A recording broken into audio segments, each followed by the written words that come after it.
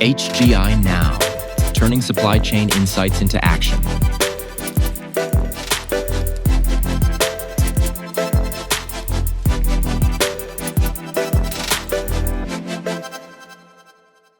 Welcome to today's episode of HGI Now. I'm your host, Edward Hertzman. Joining me is Robert Antoshak, Vice President, Global Strategic Sourcing and Development at Gray Matter Concepts.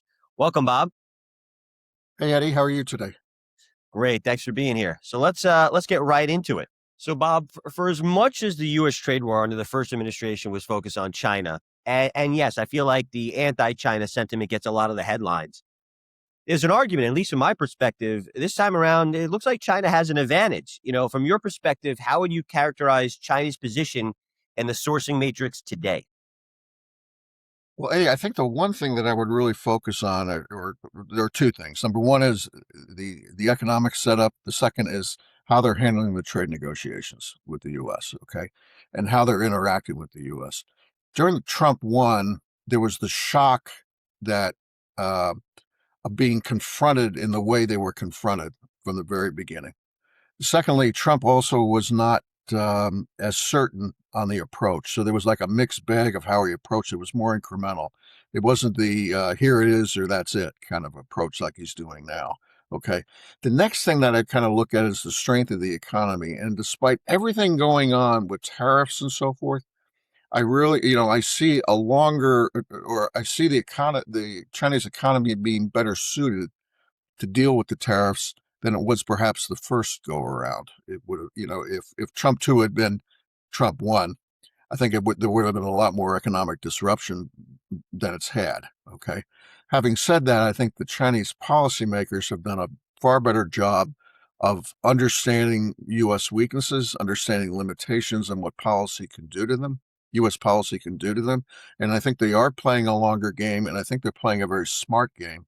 Because at the end of the day, there are top-line agreements that are announced, but when you get into the details, it's a lot of smoke, okay, still, which is definitely it's a sign of a smart negotiating strategy from the Chinese perspective.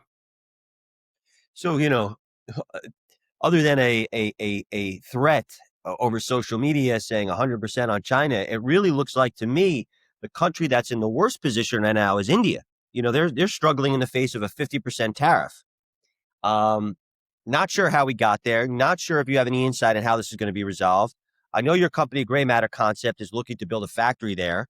What are you hearing about how the cut and sew sector is surviving or dealing with this? Has this changed how your company is thinking about operating out of India? A lot of the industry, a lot of the cut and sew trade and textile trade in India is shuttered at the moment. I mean, there's just no product. There's just no way for them to ship to the U.S. market. And it takes time to reorient and refocus to other markets. It's not that simple. You just don't turn it on a dime. I love all these stories all the time. Everybody says, well, we're going to be reshoring, or we're going to be moving to this country X or this country Y. Well, yeah, it makes it sound like it'll be done next Thursday. Well, it doesn't work that way. It takes a lot longer than that. Okay. So again, I feel that there are probably extenuating circumstances within the negotiations, some of which we don't know, and some of which we do know on a top line, whether it's Trump talking about Russian oil, but there's probably more complicated than that. It's probably buried in things like the relationship on agriculture in particular. I think that's a significant one.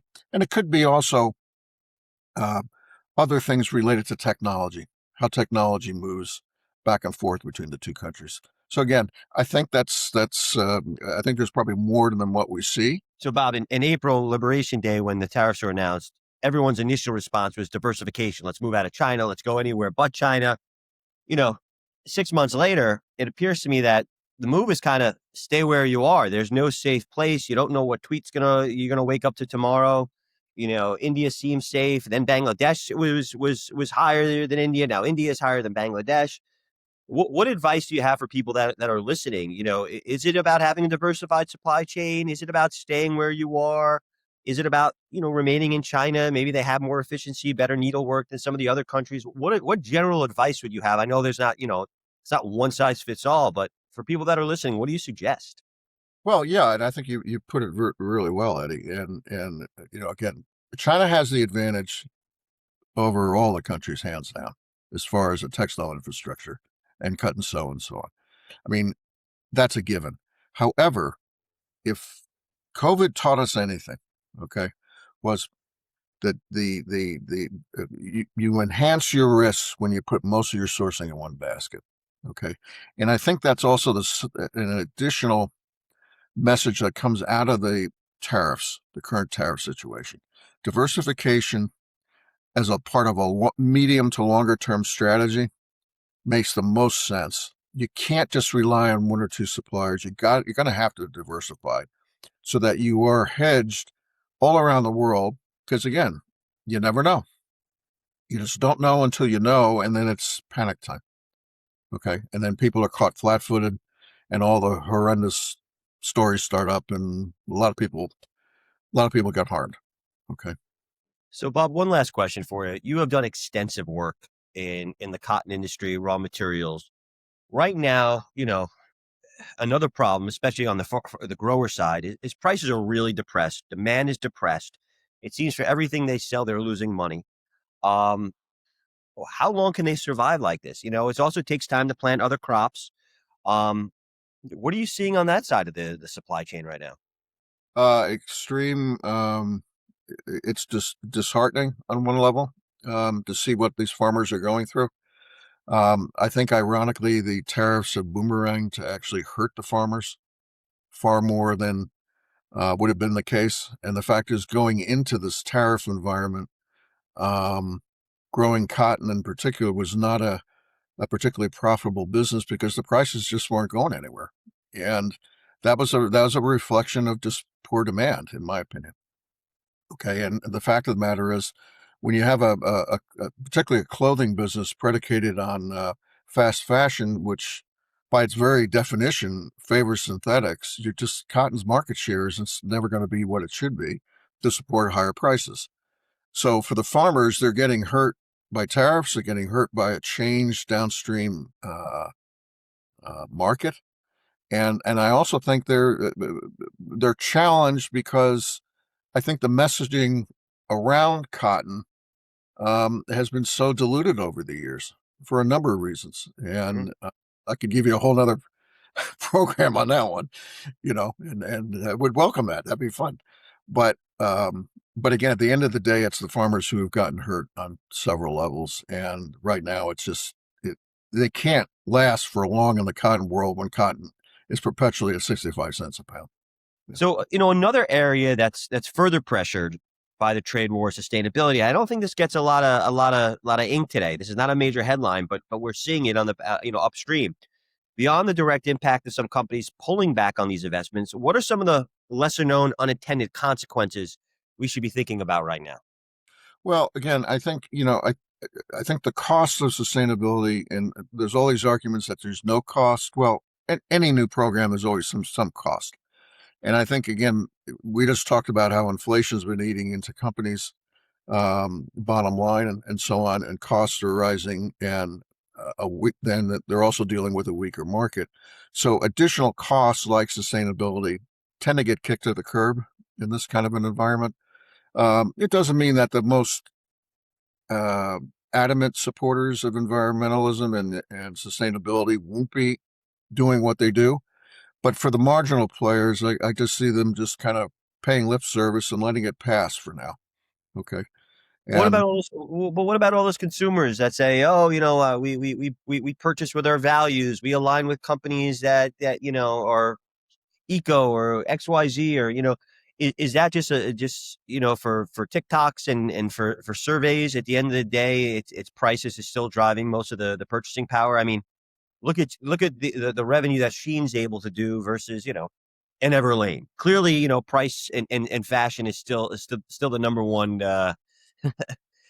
deciding factor when someone's figuring out where to shop. yeah, I mean, again, I think there's a lot of surveys, whether it's done on fibers or it's done on sustainability or it's done on where product is made and so forth. At the end of the day, more times than not, price will be the driving consideration, Are followed by, style. Okay. are you concerned at all though that I don't know? I feel like for 20 years we've been talking about this. This is a very reactionary industry, right? Yep. And so ultimately one of the positives of investing in sustainability over the past decade has been as government and regulation starts to enforce this, people will be prepared. They won't be chasing. And, we saw the EU get very aggressive on this, and that kind of inspired some of the American companies to take action.